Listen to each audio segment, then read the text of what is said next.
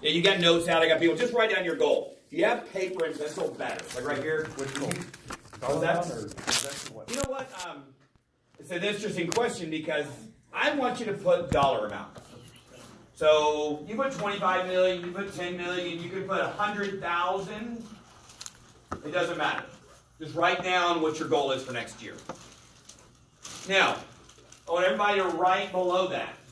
I just want you to write this down for me. You're typing on here, write negotiable, and then write non-negotiable. Write non-negotiable.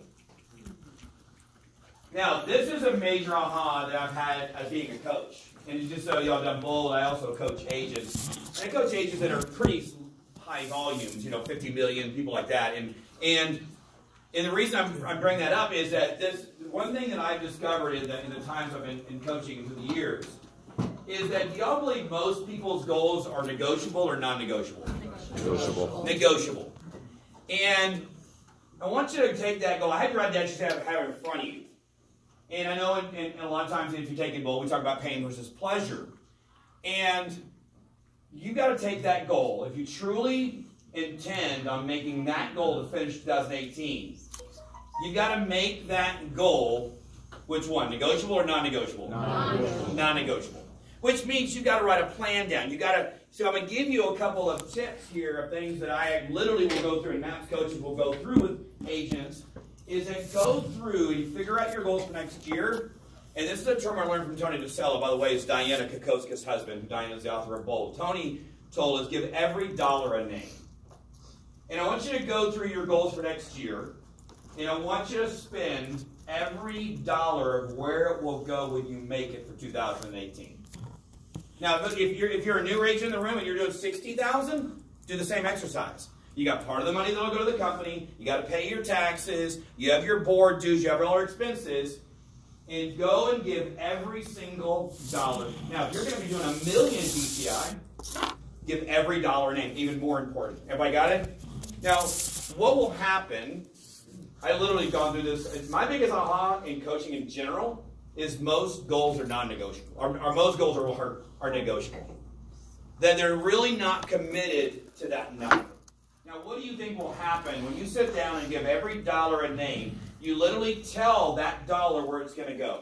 Here's how I'm paid to my assistant. If you have a buyer's agent on your team, you got to allocate that money. What will happen by allocating all your dollars? What will happen in that process? What do you think would happen? The realization that it will happen. Realization, and it could be a realization that I'm not making enough, or it could be a realization that I don't know what I would do with the what? Money. The money. Believe it or not, the realization of there could be a gap in there. Now, when you start, involved, you've done the financial service out of the checkbook register. You get into where the money is. You start saying, "Well, I put it in savings." That may not be. You may not work hard enough. You may actually take your foot off the pedal. Now, when a goal is negotiable, is it stressful to run a real estate business? Yeah. You got to keep the pedal down at all times. And what happens is, if you have a negotiable goal and the stress is turned up, which means you got to do the things that sometimes you don't want to do. Who in here does some things in real estate that you would never say, I really love doing it. Anybody in here do those things? Okay? So what happens is that when you've got that goal and you've gone through this process of creating a non-negotiable goal where every dollar goes, and the stress gets turned up and you got to say, okay, I can either take my foot off the pedal or I can put my foot on the pedal, you go back to what you determined of why you're doing what you're doing. Has somebody got it? For that year, and that way you don't take your foot off the pedal. Because left to our own means, we're going to stay comfortable and not get uncomfortable. Does everybody agree with that? Yeah. So I want you to go through that process. I'm going to give you 3 last tips in here to get ready for next year. Okay? One is, have a viable, simple way of tracking your information for next year. Okay? Have a simple way to track your goals for next year. Take your goals and break them in to have a viable, simple tracking method.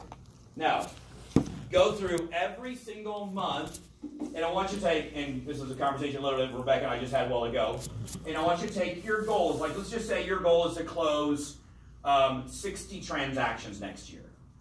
How many transactions is that a month? 5. 5 a month. Thank you. I actually have to ask, right? So is 5 a month. Now, here's what I want you to do. Is it logical you're going to close 5 a month every single month all throughout all 12 months? No. No. Forecasting, you may have some months where you find you have to go back and look at your trends and go back and have a simple way of saying, okay, this is what I'm going to do every single month. Go into every single month of the year and treat a month like a year. One of the reasons Keller Williams operations, just so you know, 97% of Keller Williams operations naturally are profitable. The one reason is every single month in a Keller Williams operation is like most people do a year.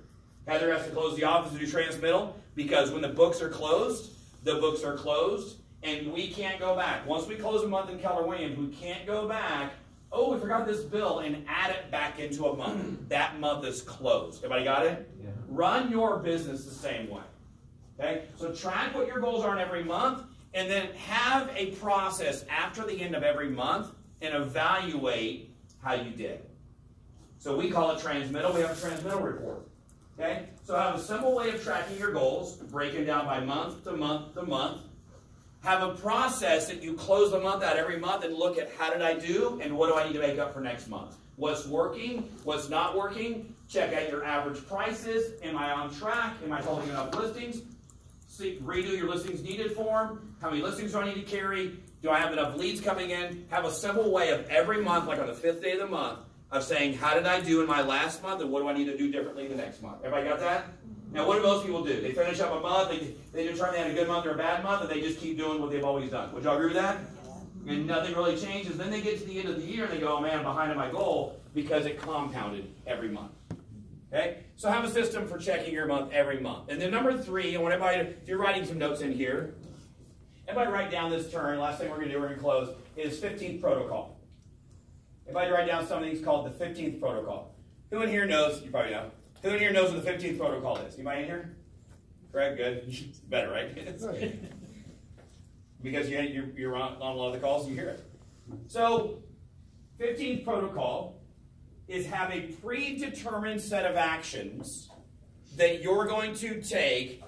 So the 15th of the month, if you're not on track for your goal, it's a predetermined set of actions designed to get you back on your goal. Now, the goals we're talking about are not closings, because closings would be for the next month, would be something like, you know, do you have enough appointments scheduled? Have you taken enough listings? Or you got your buyers under contract? So at the middle of the month, if you are not on track for your goal, have a predetermined set of actions that you're going to take to get yourself back on track. Now, literally what you do is you take a whole year, you break it down by month, and you're literally breaking it down by the half month. So because what happens is people get off track for goals slowly, then suddenly. Okay? All right, so I want you to take those 3 things in here. What do you think is the most important thing I actually probably said today? Every dollar a name. Every dollar's a name. You like that? Allocate everyone. The goal. Yeah, there you go. The goal is to create goals that are not. And guys, if you're not like, here's the thing: if you got a goal, there's a balance in here of goals versus stretch goals. I know I would have said it anyway. It's funny because I've been asking people their goals. I say, "What's your goal? How's it compared to next year?" And there's a difference between goals and stretch goals. And I'm not telling you not to stretch yourself, and I'm not telling you to stay too conservative. Have I got that? What I'm saying is find a goal that's going to change your world, get focused around that, and put all your effort into non-negotiable on that goal. Have I got that? All right, good. Was that helpful, guys? Yeah. That's a good way to just kind of end up the year, start off for next year. So, Bobby, thanks for giving me a couple minutes to get on there.